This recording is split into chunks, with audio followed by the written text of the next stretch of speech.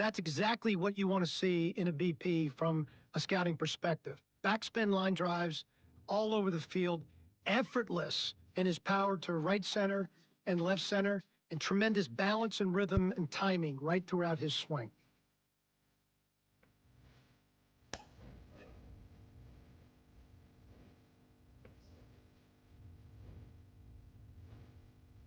So we're now into outfield play. This is kind of one of my favorite parts of the combine. Scouts look at this from a variety of different perspectives. They're looking at breaks and angle to the ball, which is crucial for above average defensive play. This part of the drill, we're looking at how quickly they get to the ball, how under control they are, and the strength of their throws and the accuracy of the throw. Deep down scouting perspective, they're really trying to see the spin on the ball, how clean it is, and so they can get that one-hop throw into third base and home plate. No, I'm with you. I'm loving this. There's so many different ways to evaluate outfield defense in today's game. Of course, we can measure that arm strength. We can look at that accuracy of those throws, as you were saying. We can also measure speed, which is such an important part of playing the outfield. If you're not fast enough in the outfield to get to that ball, everything else is moot. So we can really measure all different aspects of playing the outfield.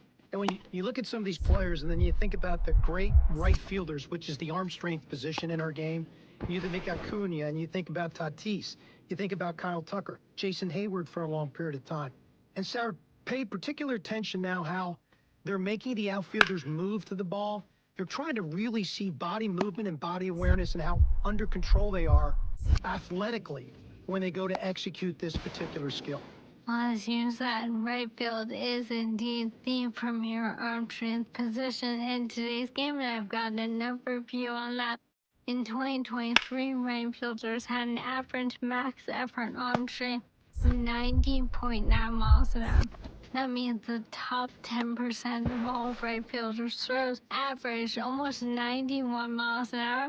That's really incredible to think about. If you think about it in a game, when you're trying to build a complete roster, part of it's your defensive acumen. So when you have corner outfielders in particular that can really shut down a running game, that means it changes the whole dynamic of positioning from a competitive standpoint. And so these little simple drills, scouts are now projecting how those players will affect their ability to put that kind of defensive team on the field at the major league level.